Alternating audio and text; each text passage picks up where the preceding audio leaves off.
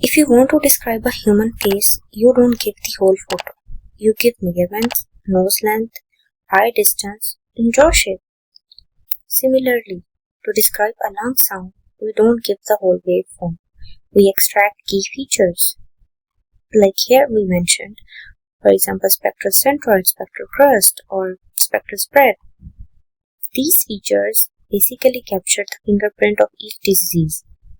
By the end of today's lecture,